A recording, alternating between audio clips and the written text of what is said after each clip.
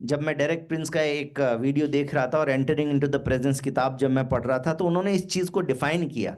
उन्होंने इस चीज की परिभाषा दी, गॉड इज सॉवरेन। परमेश्वर सर्वे सर्वा है। इसका मतलब क्या है? सर्वे सर्वा का मतलब होता है कि जो सबसे ऊपर है, जिसके ऊपर कोई नहीं है। और Derek Prince God is sovereign, sovereign शब्द को इस प्रकार से सिखाते हैं कि God does what he wants, whenever he wants, and whichever way, यानी however he wants, and he doesn't seek permission of anyone. यानी परमेश्वर जो चाहता है वो करता है, जब चाहता है तब करता है, और जैसे चाहता है वैसे करता है। उसे किसी के अनुमति की आवश्यकता नहीं है। यानी कि वो सबसे ऊपर है, वो सबसे महान है। इस बात को समझना बहुत ज्यादा जरूरी है कि परमेश्वर न तो किसी भी प्रकार से किसी बंदिश में है, ना परमेश्वर हमारे आराधना ना करने से छोटा हो जाएगा, ना परमेश्वर से प्रार्थना ना करने से परमेश्वर के पास कोई कमी घटी हो जाएगी। हम जो भी कुछ करते हैं, चाहे हम अपने पापों की क्षमा मांगते हैं, वो हमारी भलाई के लिए। हम प्रार्थना करते हैं, वो हमारी भलाई के लिए। हम आराधना करते हैं, वो भी हमारी भलाई के लिए। सब कुछ हमारी भलाई के लिए है। यदि आप एक एम्बेसी में जाएं, जैसे बहुत दुनिया के अंदर लोग अमेरिका जाना चाहते हैं, तो दिल्ली में आप जाइए। दिल्ली के अंदर अमेरिकन एम्बेसी है, दूतावास है। उस दूतावास में अगर आपकी अपॉइंटमेंट 11 बजे की है और आपने सोचा मैं जल्दी चला जाता हूं ताकि भीड़ में ना लगना पड़े, तो सुबह 9 बजे पहुंच जाइए। 9 बजे पहुंचेंगे तब भी 100 मीटर की लाइन ऑलरेडी लगी होगी। आपसे आगे कई लोग ऑलरेडी खड़े होंगे, क्योंकि सबके मन में जिज्ञासा है कि हम लोग अमेरिका चले जाएं। इसलिए बहुत सारे लोग दूतावास जाते हैं वीजा अप्लाई करने के लिए। तो पासपोर्ट तो हमारी आइडेंटिटी है, विदेश जाना है तो पासपोर्ट तो हमारी आइडेंटिटी है। पासपोर्ट हमारे पास होना चाहिए और दूसरा वीजा होना चाहिए, सही ना? वीजा होना चाहिए। परंतु वीजा कहां से मिलेगा? एम्बेसी से मिलेगा। पहले से ही इतनी लंबी चौड़ी भीड़ लगी रहती है। जब आप अंदर जाते हैं तो एक इंटरव्यू होता है, एक खिड़की होती है जिसमें आप अपना पासपोर्ट देते हैं और वो आपसे 2 सवाल पूछते हैं। सवाल क्या पूछते हैं? आप क्यों जाना चाहते हैं और वहां पर जाकर आप क्या करेंगे? क्यों ये सवाल करते हैं? ये सवाल इसलिए करते हैं क्योंकि कोई भी देश नहीं चाहता कि कोई व्यक्ति उनके देश में आ जाए और अपराध करे या वहां पर जाके भीख मांगे, उनके देश के अंदर दुर्दशा को बढ़ाए या बुराइयों को बढ़ाए। इसलिए बहुत ही स्ट्रिक्ट होते हैं।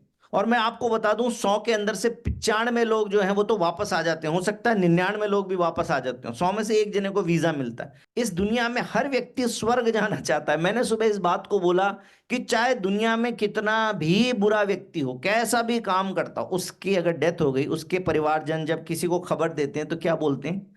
उनका स्वर्गवास हो गया। कभी हमने नहीं सुना कि बोलते हो कि नरकवास हो गया। सब लोग स्वर्ग जाना चाहते हैं, जैसे सब लोग अमेरिका जाना चाहते हैं, लंबी भीड़ लगा के बैठे हैं। परंतु 100 में से 99 में नहीं जा पाएंगे, एक जा पाए। क्यों? क्योंकि उसने इस बात का सही जवाब दिया कि क्यों जाना है। एक बहुत रीजनेबल कारण आपको बताना पड़ता है, बहुत अच्छा कारण आपको बताना पड़ता है। आपकी नौकरी लग गई है, या आप किसी रिसर्च के लिए जा रहे हैं, या आप किसी सरकारी काम के लिए जा रहे हैं, या फिर आप घूमने जा रहे हैं, परंतु आपको एक सही कारण बताना पड़ता है। और दूसरा, आपको बताना पड़ता है कि आप वहां पर अपने आप को सस्टेन कैसे करेंगे, आप वहां पर रहेंगे कहां पर, आप क्या करेंगे वहां जाकर। परमेश्वर के राज्य में, स्वर्ग में सब जाना चाहते हैं, लेकिन कारण ये परमेश्वर पूछेगा, क्यों जाना चाहते हो? क्यों जाना चाहते हो? कोई बोलेगा यीशु मसीह के पीछे क्यों चलते हो? चंगाई मिल गई। कोई बोलेगा भूत प्रेत निकल गए, आदमी का दारू पीना छूट गया, बच्चा नहीं था बच्चा हो गया। बहुत सारे संसारिक कारण हम बताते हैं, लेकिन यीशु मसीह इनमें से किसी भी चीज के लिए नहीं आए थे। ये सब तो सेकेंडरी हैं। हम लोग इस बात को याद रखें कि प्रभु यीशु मसीह जब इस दुनिया में आए थे तो वो पापियों के पाप क्षमा करने और उनको अपने जैसा बनाने आए थे, ताकि हम स्वर्ग में रह सकें। और वहां पर सिर्फ एक ही काम करना है। पहली बात, क्या काम करना है? वहां पे हमें परमेश्वर की आराधना करनी है।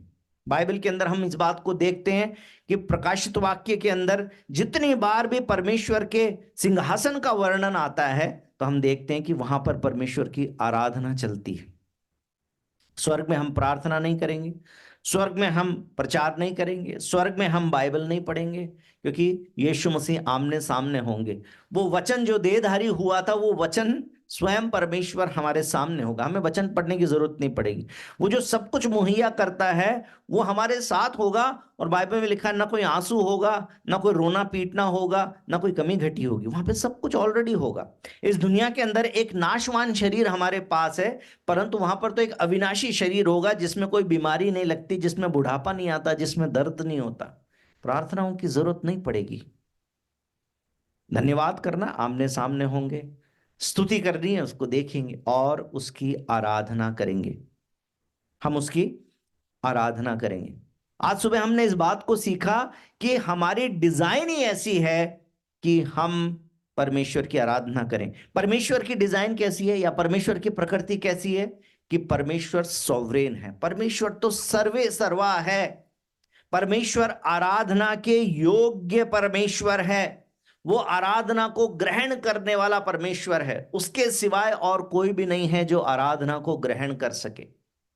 सिर्फ परमेश्वर आराधना की योग्य है, वो सॉवरेन है, वो परमेश्वर की प्रकृति है कि वो सर्वे सर्वा है, वो आराधना की योग्य। मनुष्य की प्रकृति क्या है? मनुष्य की डिजाइन क्या है? मनुष्य की डिजाइन है, मनुष्य आराधना करने के लिए डिजाइन किया गया। किस किस चीज की आराधना कर रहा है? जो परमेश्वर को नहीं जानता है ना। जब परमेश्वर को जानना ना चाहा तो रोमियो की उस किताब उसके पहले अध्याय में लिखा है कि जब परमेश्वर ने उसको उसके मन की मर्जी पर छोड़ दिया तो उसने पत्थरों की, सोने की, चांदी की, लकड़ी की मूर्तें गढ़ ली। किस किस के रूप में गढ़ ली? उड़ने वाले पक्षी, रेंगने वाले जंतु, चार पाए और इंसान। इस प्रकार से अलग अलग सूरत में बहुत सारी मूर्तियां गढ़ ली।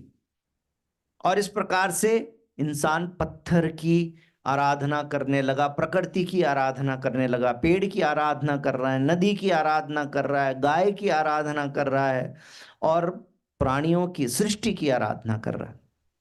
उसके बाद दूसरी चीज जिसकी आराधना करने लगा, बाइबल में लिखा है कि जब परमेश्वर ने उनके उनके मनों पर छोड़ दिया तो वो अपने शरीरों से अनादर करने लगे, पुरुष पुरुष के साथ, स्त्री स्त्री के साथ बुरा काम करने लगे। और इस प्रकार से शरीर के जो प्लेजर हैं हम उसकी आराधना करने लगते हैं। संसार के अंदर बहुत सारे अविश्वासी तो सारे ही शरीर की आराधना, शरीर का सुख इसके लिए जीते हैं, परंतु बहुत सारे विश्वासी भी, यहां तक कि हम भी अपने जीवन का कुछ अंश ऐसे जीते हैं जिसमें हमें अपने शरीर का सुख ये बहुत ज्यादा पसंद है।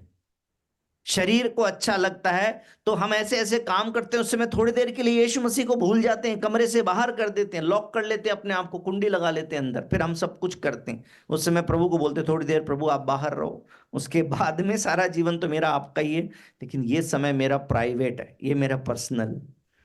शरीर के बहुत सारे चीजें हम इतना महत्व देते हैं कि उनको हमने अपने परमेश्वर से ऊपर स्थान अपने जीवन में दे दिया। कई बार अपने शरीर की दूसरी इच्छाएं, जो प्लेजर्स हैं, यानी कि जो हमारे पास में नाम है, प्रसिद्धि है, ऐसी बहुत सारी चीजें हैं, उनकी हम स्तुति करते हैं, है ना, उनको हम। आराधना का मतलब क्या हुआ? परमेश्वर से पहले, परमेश्वर से ऊपर किसी भी चीज को स्थान देना, यह आराधना हो गई। इसके बाद में तीसरा है, धन दौलत की आराधना कर रहे हैं। दुनिया धन के लिए जी रही है, दुनिया भाग रही है धन के पीछे। इस दुनिया के अंदर कितना ही धन कमा लो, वो धन आपका साथ नहीं देता।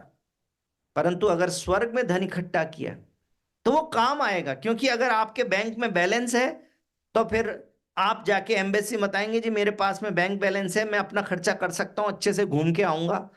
तो बोले अच्छा टूरिस्ट वीजा पे जाना चाहते हो, ठीक है, पैसा है दिखाओ, अच्छा बैंक स्टेटमेंट चाहिए, तो टप्पा लगा के और वीजा मिल जाए, घूम के आओ आराम से, क्योंकि खर्चा कर सकते हो। बैंक में बैलेंस नहीं है, काहे के घूमने जा रहे हो तुम? अगर वहां के स्वर्ग के धन में स्वर्ग के बैंक में धन इकट्ठा नहीं किया, कैसे करेंगे? इस दुनिया में आराधना के द्वारा। परंतु दुनिया किसकी आराधना कर रही है? यहां तक कि विश्वासी भी किसकी आराधना कर रहे हैं? अगर पत्थर की मूर्त दुनिया बना रही है तो हमने अपने मनों में कई मूर्तें बना रखी। मेरा बॉयफ्रेंड, मेरी गर्लफ्रेंड, मेरी नौकरी, मेरा आराम, मेरे रिश्तेदार, मेरे दोस्त बहुत सारी दूसरी चीजें जो है प्राथमिकता ले लेती हैं। कलीसिया में लेट क्यों आते हैं? ये मीटिंग तो घर से जुड़ रहे हैं, इस मीटिंग में हम लेट क्यों आते हैं? क्योंकि कोई दूसरी चीज है जिसने हमारी प्राथमिकता को ले रखा है। शायद वो चकला बेलन होगा, शायद वो टीवी का बस वो प्रोग्राम खत्म हो जाए फिर मीटिंग ज्वाइन करते हैं, या फिर घूमने चले गए होंगे, किसी दोस्त के पास बैठे होंगे, मार्केट चले गए। हम लोग जिस समय जिस चीज को परमेश्वर से ऊपर स्थान देते हैं वो हमारी उस चीज के प्रति आराधना होती। क्योंकि आराधना का मतलब आज जो मैंने एक शब्द लिखा वो है आत्मार्पण, यानी अपने आप को परमेश्वर के लिए समर्पित करना है। क्योंकि परमेश्वर के लिए नहीं करेंगे तो हमारी डिजाइन ही है वर्शिप के लिए, हमारी डिजाइन ही हुई है आराधना के लिए, तो परमेश्वर को नहीं करेंगे तो किसी और चीज को कर रहे होंगे। और आखिरी चीज जो मैंने आज सुबह बोली थी और आपके सामने भी बोल देना चाहता हूं कि चौथी चीज है, वो है किसी व्यक्ति की आराधना शुरू कर देते हैं। इस दुनिया में बहुत सारे कल्ट लीडर्स होते हैं, दुनिया में ऐसे ऐसे गुरु होते हैं जिनके पीछे लोग जान देने को तैयार है। उनके गुरु, उनका गुरु बलात्कारी हो जाए, जेल में चला जाए, लेकिन उसकी बड़ी बड़ी तस्वीर अपने घरों में लगा के फिर भी बोलते हमारे गुरु को झूठों फंसा दिया। बहुत सारे ऐसे लोग जिन्होंने पॉलिटिकल इंसान को ऐसा अपना भगवान बना दिया कि उसकी भक्ति कर रहे, चाहे वो भारत के अंदर हो, चाहे वो जर्मनी में उस समय हो जब हॉलोकास्ट हुआ। इस दुनिया के अंदर ऐसे ऐसे लोग हुए जिनके कारण लाखों करोड़ों लोग मरे। क्यों? क्योंकि उसको भगवान का दर्जा दे दिया। इस दुनिया में बहुत बहुत सारे, आप रिसर्च करके देखना, मुसोलिनी, स्टालिन, हिटलर, बहुत सारे ऐसे लोग हुए पुराने समय में। रोम के समय में राजा नीरो, बहुत सारे ऐसे लोग, क्योंकि उनको ईश्वर का दर्जा दे दिया तो इसलिए वो लोग प्रभुता करते हैं। और साथ साथ में जो मसीही लोग हैं, विश्वासी लोग हैं, वो किसी पास्टर को, किसी अपोस्टल को, किसी भविष्यवक्ता को उसका उतना ऊंचा स्थान दे देते हैं कि परमेश्वर का वचन से कॉम्प्रोमाइज हो जाए कोई बात नहीं, लेकिन पापा जी की बात टलनी नहीं चाहिए। इसलिए हम किसी की बात सुनने के लिए तैयार नहीं रहते। हमने उसको वो महिमा देना शुरू कर दिया जो महिमा परमेश्वर की है। परमेश्वर, जब आप आराधना करते हैं, आप यीशु के पीछे क्यों चलते हैं? दो सवाल पूछेगा परमेश्वर, क्यों चलते हो और क्या करोगे जब इस दुनिया से जाएंगे? स्वर्ग जाना चाहते हैं ना? क्या करोगे? क्यों जाना चाहते हो? क्योंकि ये सारे कारण तो दुनिया भी है, चंगाई मिल गई, नौकरी मिल गई, शादी हो गई, बच्चा हो गया, ये सब तो दुनिया की चीजें हैं। ये तो पा लिया ना, दुनिया का जीवन है, दुनिया में पा लिया। यीशु के पीछे क्यों चलते हो? जब तक आराधना हमारा कारण नहीं बनता, परमेश्वर सर्वे सर्वा है, परमेश्वर आराधना की योग्य है। मैं परमेश्वर की आराधना करना चाहता हूं, मैं परमेश्वर का आराधक बनना चाहता हूं। जब तक ये कारण नहीं होगा तब तक स्वर्ग में जाके क्या करेंगे? पर परमेश्वर पूछे फिर करोगे क्या वहां पे जाके? दुनिया में तुम प्रैक्टिस नहीं करते, तुम अपना मुंह नहीं खोलते गीत गाने के लिए, तुम परमेश्वर के सामने घुटने नहीं टिकाते, तुम परमेश्वर के सामने हाथ नहीं उठाते, तुम अपने आप को समर्पित ही नहीं करते, आत्मार्पित ही नहीं करते। रोमियो 12 से मैंने आपको कई बार बताया, अपने आप को जीवित बलिदान करके चढ़ाना है। इसका मतलब आत्मार्पण, जो शब्द मैंने लिखा उसका मतलब क्या है? उसका मतलब यह है मेरी सोच, मेरी कल्पना, मेरी इच्छा, मेरे निर्णय, मेरा प्रेम, मेरा आनंद, मेरी भक्ति, मेरा सब कुछ मेरा परमेश्वर, वो मेरे जीवन में सबसे पहला स्थान रखे। परमेश्वर तो सवाल करेगा, परमेश्वर को सवाल करने का अधिकार है, क्योंकि वो सर्वे सर्वा है, वो सबसे ऊपर है, उसको किसी की अनुमति की जरूरत नहीं है। लेकिन दूसरी बात को याद रखिए, यदि हम अपने मनों में संदेह रखते हैं, यदि हम अपने मन में सवाल रखते हैं, परमेश्वर के ऊपर क्वेश्चन मार्क लगाते हैं, परमेश्वर ने मेरे लिए ये क्यों नहीं किया, मैंने प्रार्थना किया परंतु परमेश्वर ने उत्तर क्यों नहीं किया, परमेश्वर की उत्तर देने की सामर्थ्य के ऊपर जब हम सवाल खड़ा करते हैं, जब हम इस बात पर विश्वास नहीं करते कि कुछ कमी मैंने छोड़ी होगी, अन्यथा परमेश्वर प्रार्थना का उत्तर जरूर करता। उसने कहा है कि यहोवा का हाथ ऐसा छोटा नहीं है कि उद्धार ना कर सके, देखो उसके कान ऐसे बहरे नहीं है कि सुन ना सके, परंतु तुम्हारे अधर्म के कामों ने उसको तुमसे ऐसे दूर कर रखा, उसका मुंह ऐसा फेर रखा है कि वो तुम्हारी नहीं सुनता। कुछ ना कुछ हमारी कमी है, और या फिर आत्मिक जीवन में कमी नहीं है, विश्वास में कमी नहीं है, तो प्रार्थना की कमी है, समर्पण की कमी है। इसलिए उस आत्मिक संसार के अंदर जहां आपका विरोधी और आत्मिक सेनाएं बैठी है, वो आपकी प्रार्थनाओं को रोकने के लिए बैठी है, परंतु आप प्रार्थना नहीं करते, आप उपवास नहीं करते, आप ऐसी प्रार्थना नहीं करते जो इसको भेद कर चली जाए और उसको भेद कर आपकी आशीषें आ जाएं। शैतान आपकी आशीषों को रोक कर बैठा रहता है और आप एक नॉर्मल विश्वासी की तरह चलते रहते हैं। परमेश्वर के साथ में जब तक पूरा पूरा संबंध नहीं बनाएंगे, परमेश्वर के ऊपर संदेह करेंगे, परमेश्वर के प्रेम पर संदेह करेंगे, परमेश्वर पर सवाल खड़े करेंगे, तो परमेश्वर की सच्ची आराधना नहीं कर सकते। हम गीत बजा सकते हैं, हम म्यूजिक बजा सकते हैं, लेकिन हम गीत गाकर भी परमेश्वर की आराधना नहीं कर सकते। आज सुबह मैंने एक खूबसूरत बात बताई, जो इन दिनों में जब मैं बाइबल पढ़ रहा था, मैंने एक सीक्वेंस को देखा, मैं आपके साथ में शेयर करना चाहता हूं। प्रकाशित वाक्य उसका 4 अध्याय और उसके 8 वचन से लेकर और 10 वचन तक जब हम पढ़ते हैं, वहां पर परमेश्वर का सिंहासन लगा हुआ है और वहां पर 4 ऐसे प्राणी हैं जिनके शरीर पर आंखें ही आंखें हैं। बहुत साल पहले मैंने इस बात को सीखा था कि परमेश्वर की महिमा इतनी ज्यादा है कि ये 2 आंखें काफी भी नहीं है उसकी महिमा को देखने के लिए। इसलिए उनके शरीर पर आंखें ही आंखें हैं। जो परमेश्वर की उपस्थिति में आ जाता है, उसकी आंखें परमेश्वर की महिमा को देखती रहती हैं और कभी भी पूरा देख भी नहीं पाती। तो यहां पर लिखा हुआ है, चारों प्राणियों के 6-6 पंख हैं और चारों ओर और भीतर आंखें ही आंखें हैं, और वो रात दिन बिना विश्राम लिए ये कहते हैं, पवित्र पवित्र पवित्र प्रभु परमेश्वर सर्वशक्तिमान, जो था और जो है और जो आने वाला है। जब वे प्राणी उसकी जो सिंहासन पर बैठा और जो युगान युग जीवता है, महिमा और आदर और धन्यवाद करेंगे। कैसे गाते हैं ये जो इतना सा है, इसको हम गाते हैं ना, Holi Holi Holi Lord God almighty, वो यहां से आया। पवित्र पवित्र पवित्र प्रभु परमेश्वर सर्वशक्तिमान, गीत है। ये प्राणी जो है गीत गा रहे हैं।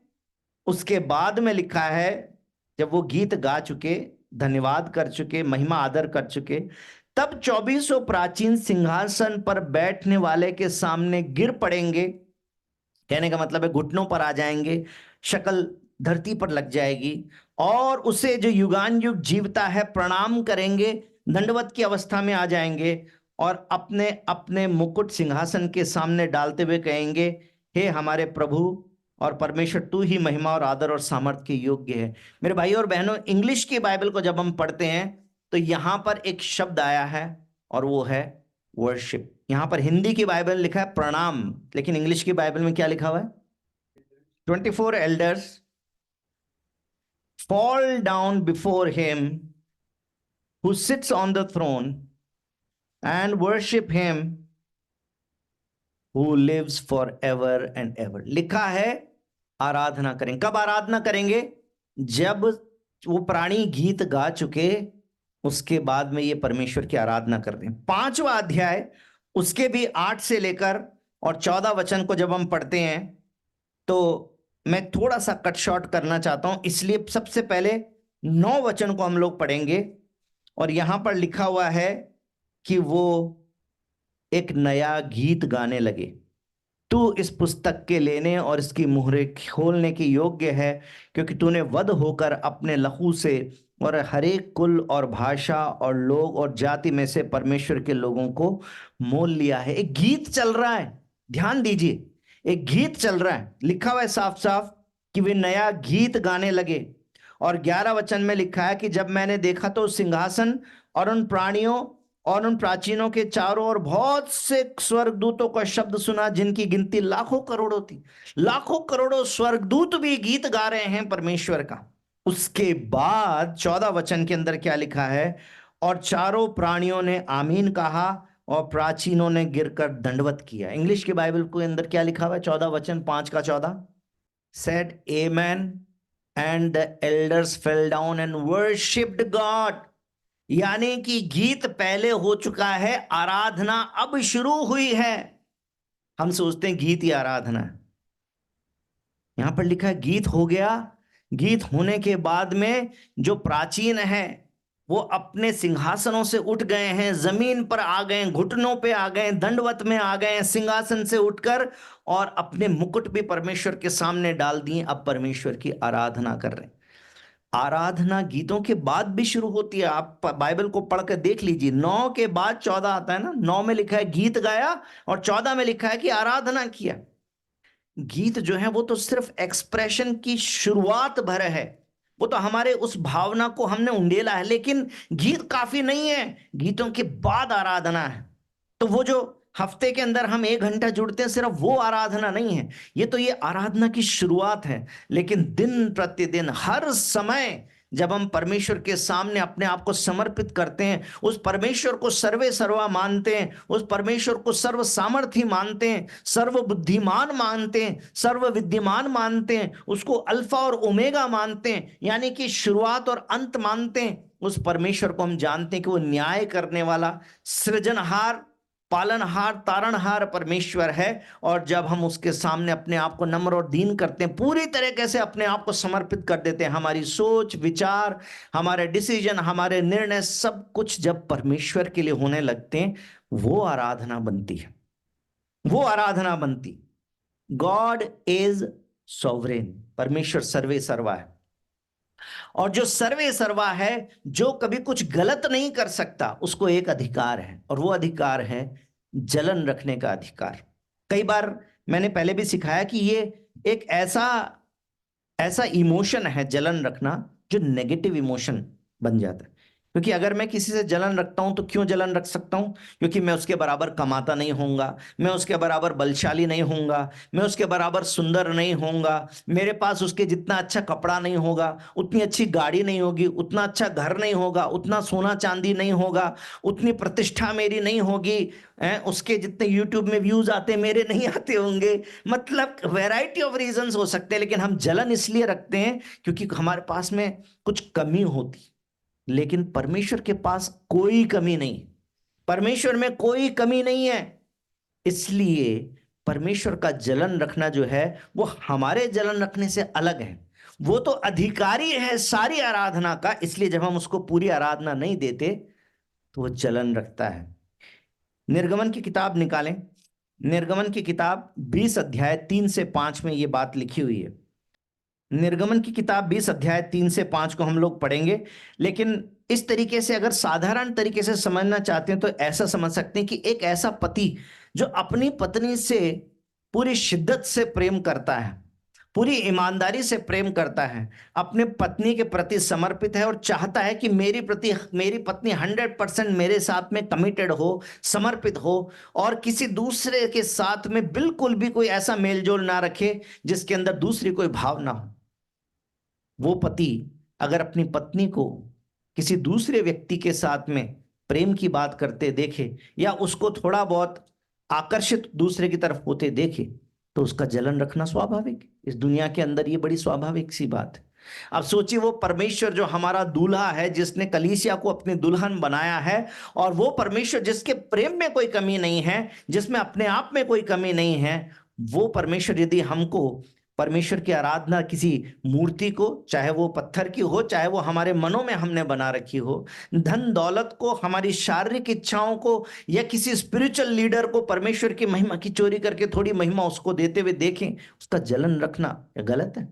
वो परमेश्वर तो सारा बातों का अधिकार रखने वाला सर्वे सर्वा परमेश्वर है।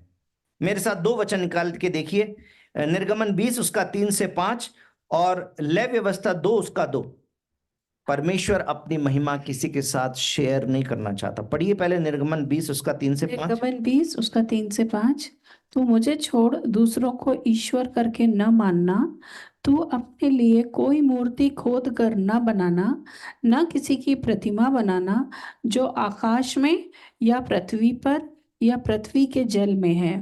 तू उनको दंडवत ना करना और न उनकी उपासना करना, क्योंकि मैं तेरा परमेश्वर यहोवा जलन रखने वाला परमेश्वर हूँ। और जो मुझसे बैर रखते हैं उनके बेटों, पोतों और परपोतों को भी पितरों का दंड दिया करता हूँ। परमेश्वर कहता है कोई प्रतिमा मत बनाना, परमेश्वर को छोड़ के किसी दूसरे को ईश्वर का स्थान नहीं देना, परमेश्वर से पहला स्थान किसी को नहीं देना। यही आराधना है। जब हम परमेश्वर को अपने जीवन में पहला स्थान देते हैं, सबसे पहले परमेश्वर है। मेरे परिवार से पहले, मेरी नौकरी से पहले, मेरे आराम से पहले, मेरी प्रतिष्ठा से पहले परमेश्वर है। मेरे हर बात से पहले परमेश्वर है। मेरा हर निर्णय परमेश्वर की इच्छा में होना चाहिए। मेरी हर इच्छा परमेश्वर की इच्छा से, अच्छा के अंदर होनी चाहिए, उससे बाहर नहीं होनी चाहिए। जो परमेश्वर के वचन में हमारे लिए नहीं है, उस बात के लिए हमारे मन में किसी प्रकार की कविशियसनेस, लालच नहीं होना चाहिए। ये परमेश्वर का वचन कहता है। वो कहता है कि किसी और को आराधना मत देना, उसकी उपासना मत करना, तो उसके सामने दंडवत मत करना। किसके सामने करना, किसकी आराधना करना, किसको दंडवत करना? सिर्फ परमेश्वर। और बाइबल में कितनी बार हम पढ़ते हैं, और मेरे मुंह से आपने सुना होगा कि बच्चे पाप करेंगे तो माता पिता के विश्वास के कारण बच्चे माफ नहीं होंगे, पति के विश्वास के कारण पत्नी माफ नहीं होगी, पत्नी के विश्वास के कारण पति के पाप क्षमा नहीं होंगे। हर एक को अपना अपना लेखा जोखा परमेश्वर के सामने देना है। लेकिन एक ऐसा पाप भी है जिसमें परमेश्वर कहता है अगर ये पाप करोगे तो तुम्हारे बेटों को, पोतों को, पड़पोतों तक को भी उसका दंड मिलेगा। मेरे भाइयों और बहनों, परमेश्वर की आराधना, परमेश्वर की महिमा सीरियस बिजनेस है, सीरियस बिजनेस है। परमेश्वर की आराधना की चोरी नहीं कर सकते। परमेश्वर जलन रखने वाला परमेश्वर है। उसने आराधना का एक तरीका बताया, ले व्यवस्था 2 उसका 2 पढ़िए जरा। परमेश्वर ने एक व्यवस्था बताई कैसे परमेश्वर की आराधना करेंगे। उसमें से छोटी सी बात जल्दी से बताऊं, 2 अध्याय 2 वचन। ले व्यवस्था 2:2। और वह उसको हारून के पुत्रों के पास जो याजक हैं लाए, और वह अन्न बलि के तेल मिले हुए मैदे में से इस तरह अपनी मुट्ठी भर कर निकाले। मैदे में से तो मुट्ठी भर कर निकालना है, मैदा है। मैंने सुबह भी बताया था, दलिया नहीं है, दरदरा पिसा हुआ नहीं है, आटा भी नहीं है, क्योंकि आटा कॉमन यूज की चीज है, परंतु मैदा है। मैदा का मतलब है महीन पिसा हुआ। परमेश्वर को महीन जीवन चाहिए। डिटेल के अंदर परमेश्वर चाहता है कि हमारी डिटेल्स में परमेश्वर होना चाहिए। सतही विश्वासी जीवन नहीं चाहिए परमेश्वर को। परमेश्वर को चाहिए कि अपने जीवन की हर बात में इनग्रेन्ड तरीके से हम परमेश्वर के लिए जिएं। मैदा लाए हैं, उसमें तेल भी है। तेल क्या है? तेल है अनॉइंटिंग का प्रतीक। पुराने नियम में अनॉइंटिंग का प्रतीक था, नए नियम में तेल किसका प्रतीक है? पवित्र आत्मा का। बिना पवित्र आत्मा की अगुवाई के हम परमेश्वर की आराधना नहीं कर सकते। इसलिए मैंने बीते दिनों में सिखाया था, बिना पवित्र आत्मा के कोई यीशु को प्रभु नहीं कह सकता, और हम बिना पवित्र आत्मा के परमेश्वर की आराधना नहीं कर सकते। हमें परमेश्वर से पवित्र आत्मा मांगते रहना है, क्योंकि पवित्र आत्मा हमें परमेश्वर की महिमा दिखाता है और फिर हम आराधना कर पाते हैं। तो जब लाए तो इस प्रकार से लाए, उस मैदा में से तो मुट्ठी भर निकाल लिया ना, पूरा मैदा नहीं है, मुट्ठी भर निकाल लिया है। और अपनी मुट्ठी भरकर निकाल ले कि सब लोबान उसमें क्या आ जाए? सब लोबान उसमें आ जाए। मैदा तो मुट्ठी भर है, परंतु लोबान पूरा का पूरा है, क्योंकि लोबान वो चीज है जिसके अंदर से एक सुगंध निकलती है। जब उसको जलाया जाता तो परमेश्वर के सामने धूप जलती है, वो सुगंध परमेश्वर के लिए है। वो 100% आ जाएगी, पूरी की पूरी लोबान परमेश्वर को चढ़ाना। मैदा तो थोड़ा है, परंतु लोबान पूरा है। उसके अंदर से थोड़ा सा लोबान याजक के लिए नहीं है कि याजक उसकी खुशबू ले। इसी प्रकार से परमेश्वर के किसी अगुआ को, परमेश्वर के किसी दास को कोई महिमा नहीं देनी। परमेश्वर के दास से प्रेम कर सकते हैं, उनका आदर कर सकते हैं, उनके लिए प्रार्थना कर सकते हैं, परंतु किसी अगुआ को परमेश्वर का स्थान नहीं देना है, परमेश्वर की महिमा नहीं देनी है। सारा का सारा लोबान परमेश्वर का है। दूसरी बात, होल हार्टेड वर्शिप चाहिए, पूरी आराधना चाहिए, आधी अधूरी नहीं चलेगी। 2 अध्याय का 13 वचन पढ़िए। स्वयं परमेश्वर एक भेंट चढ़ाने की विधि बता रहे हैं, उसमें 13 वचन में क्या लिखा है? फिर अपने सब अन्न बलियों को नमकीन बनाना। अपने अन्न बलियों को नमकीन बनाना। नमक किस चीज का प्रतीक है? नमक वाचा का प्रतीक है। इसमें लिखा है, फिर अपना कोई अन्न बलि अपने परमेश्वर के साथ बंधी हुई वाचा के नमक से रहित होने न देना, क्योंकि अपने सब चढ़ावों के साथ नमक भी चढ़ाना। नमक जो है वो पुराने नियम में वाचा का प्रतीक हुआ करता था। नए नियम में प्रभु यीशु मसीह ने अपने लहू के द्वारा हमारे साथ नई वाचा बांधी है। वाचा में क्या होता है? एक एग्रीमेंट होता है। एग्रीमेंट में एक पार्टी बोलती है मेरी शर्त ये है और मैं ऐसा ऐसा करूंगा और ऐसी उम्मीद करता हूं। दूसरी पार्टी बोलती है ठीक है मैं इस उम्मीद को पूरा करूंगा और मैं ऐसा करूंगा, और फिर दोनों साइन करते हैं। उसके बाद दोनों अपने कमिटमेंट से अलग नहीं हो सकते। यदि कमिटमेंट से बाहर जाएंगे तो वो जो वाचा है, वो जो एग्रीमेंट है, वो कोर्ट के अंदर उसको दोषी ठहरा सकता है। यहां पर परमेश्वर का वचन कहता है कि कमिटमेंट, परमेश्वर के साथ कमिटमेंट के साथ चलना है। तीसरी बात, इसके 2 अध्याय का ही 11 वचन पढ़ें। कोई अन्न बलि जिसे तुम यहोवा के लिए चढ़ाओ खमीर मिलाकर बनाया ना जाए। तुम कभी हवन में यहोवा के लिए खमीर और मधु न जलाना। परमेश्वर कहता है खमीर और मधु मत जलाना। नए नियम के अंदर यीशु मसीह जब शिक्षा दे रहे थे, आपको मालूम है ना, उन्होंने कहा फरीसियों के खमीर से बचे रहना। खमीर जो है सांसारिकता का प्रतीक है। खमीर जो है वो किस चीज का प्रतीक है? सांसारिकता का। परमेश्वर कहता है सांसारिकता का स्थान नहीं है आराधना में। हाँ, संसार के अंदर म्यूजिक है, लेकिन ऐसा म्यूजिक जो परमेश्वर की आराधना कर सके, वही म्यूजिक हमारे लिए। सब प्रकार का म्यूजिक नहीं है। उसी प्रकार से संसारिकता के जो तरीके हैं उनको परमेश्वर की आराधना के लिए नहीं ला सकते। और क्या कहता है? मधु मत जलाना। मधु क्या होता है? मीठा होता है। परमेश्वर कहता है ज्यादा मीठी मीठी बातें करने की जरूरत नहीं है। ज्यादा अपने शब्दों के अंदर मिठास घोलने की जरूरत नहीं कि आप जरूरत से ज्यादा वो बात बोल जाएं जो आप परमेश्वर के साथ में करना भी नहीं चाहते। आप सबोपदेशक 12 अध्याय उसका 14 वचन पढ़ के देखिए। वहां पे परमेश्वर का वचन कहता है कि हर एक बात जो हम बोलते हैं उसका फिर लेखा भी देना है। परमेश्वर की आराधना में ऐसी बात मत बोल जाना। जो ईमानदार आराधना है वो ही परमेश्वर को चढ़ानी है। अगर सबोपदेशक को पढ़ते हैं तो सबोपदेशक 12 के 14 में लिखा है, क्योंकि परमेश्वर सब कामों और सब गुप्त बातों का, चाहे वो भली हो या बुरी हो, उनका न्याय करेगा। सारा रिकॉर्ड जो है, हम जो भी बोलते हैं, आराधना में क्या बोल रहे हैं, प्रार्थना में क्या बोल रहे हैं, परमेश्वर के पास में रिकॉर्ड है। हम कई बार जरूरत से ज्यादा बातें बोलते, प्रभु मैं ऐसा कर दूंगा, मैं वैसा कर दूंगा। नहीं, ईमानदार बनिए परमेश्वर के सामने। मीठी मीठी बातों से बात नहीं चलेगी। परमेश्वर कहता है कि मधु मत चढ़ाना और खमीर नहीं चढ़ाना। संसारिकता नहीं चाहिए। ईमानदारी के साथ परमेश्वर के पास आना है। आराधना का मतलब है आत्मार्पण। अपने आप को पूरी तरीके से परमेश्वर के सामने झुकाना है। जितनी जगह पे आज हमने नए नियम में देखा, वो प्रणाम कर रहे हैं, अपने सिंहासन से नीचे आ गए। इसका मतलब ये, मेरी सोच, मेरी प्रतिष्ठा, ये सब किसी काम की नहीं है। परमेश्वर के सामने तो पूरी तरीके से झुक जाना है। और मैं आज सुबह बोल रहा था कि दुनिया में क्या होता है, एक आदमी जब अपनी पगड़ी उतार कर किसी के पाँव में रख देता, बोलता है कि प्लीज, इसका मतलब क्या है? अब उसने अपनी सारी इज्जत उसके सामने रख दी और वो पूरी तरीके से झुक गया। पगड़ी इज्जत का प्रतीक है। मुकुट जो है इज्जत के साथ में अथॉरिटी का प्रतीक है। जब अपना सारा अधिकार और अपनी सारी इज्जत को भी परमेश्वर के सामने झुका देते हैं, वो आराधना बनती। परमेश्वर के सामने आत्मार्पण है, यानी अपना सब कुछ न्योछावर करके परमेश्वर की आराधना करने। और याद रखना, आप जो कुछ परमेश्वर को देते हैं, परमेश्वर उसका अकाउंट रखता है। मैंने बताया यहां पर, है ना, ये तो मैंने एक न्याय के सेंस में बताया कि परमेश्वर हर चीज का न्याय करेगा। जो भी आप मुंह से बोलेंगे उसको ध्यान से बोले। लेकिन नए नियम के अंदर हम देखते हैं कि सब अपना अपना दान ला रहे, तो सोना चांदी भी ला रहे थे, परंतु उनके बीच में एक बुढ़िया जो है वो एक तांबे का सिक्का ले आई। अब सोना चांदी के सामने तांबे की कोई वैल्यू नहीं है, परंतु परमेश्वर प्रभु यीशु ने कहा कि मैं बोलता हूं कि सबसे ज्यादा दान इसने चढ़ाया।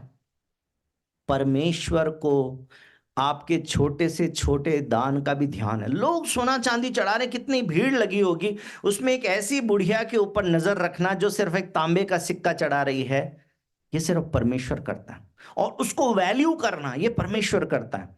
आप परमेश्वर के लिए जो भी कुछ करेंगे, तन मन धन जो आप प्रभु के लिए खर्च करते हैं, कलीसिया में आप पैसा देते हैं, आप दशमांश देते हैं, आप ऑफरिंग देते हैं, परमेश्वर कभी उसको भूलता नहीं है। आप अपने मुंह से क्या शब्द बोलते हैं, परमेश्वर उनको भूलता नहीं है।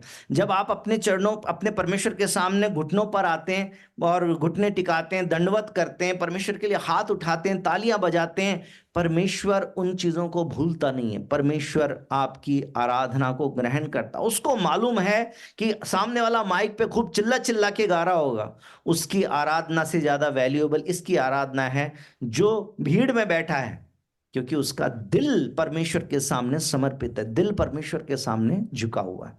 शरीर का झुकना मन के झुकने का प्रतीक है, और जितना हम शरीर को झुकाते हैं उतना मन भी झुकने के लिए ट्रेन होता जाता है। ये बात मैंने आपको सिखाई है पहले।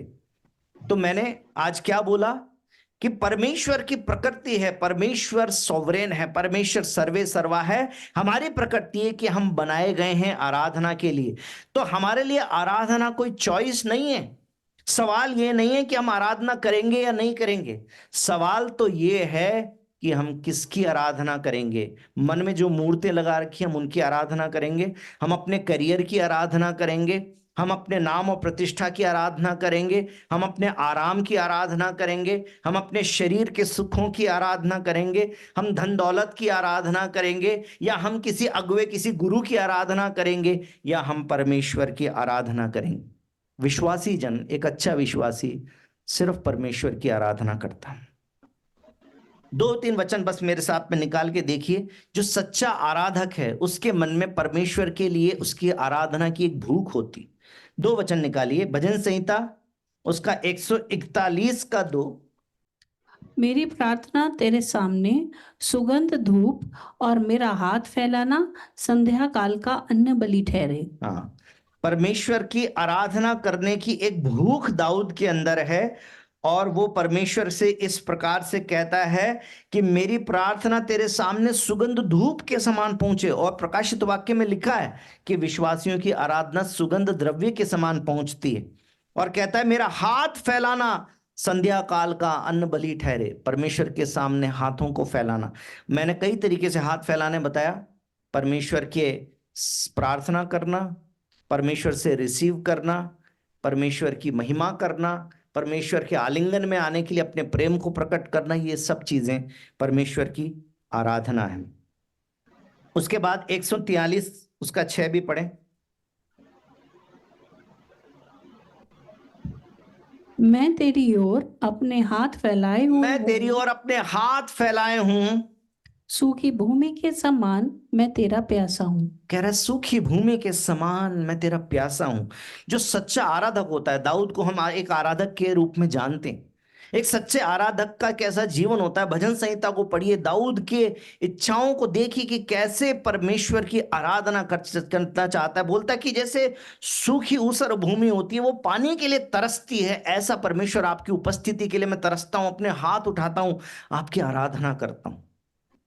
और जो आखिरी वचन जो आज सुबह भी मैंने बोला, आराधना से रिलेटेड नहीं लगेगा आपको, लेकिन बाइबल में लिखा हुआ है, नए नियम के विश्वासी की आराधना यह है जो इफिसियों 5:10 में लिखा है कि परखो कि परमेश्वर को क्या भाता है। जीवन जीने का तरीका ही ये होना चाहिए हर बात में कि परमेश्वर को क्या भाता है। यदि ऐसा जीवन जिएंगे तो ये आराधना परमेश्वर को पसंद आएगी।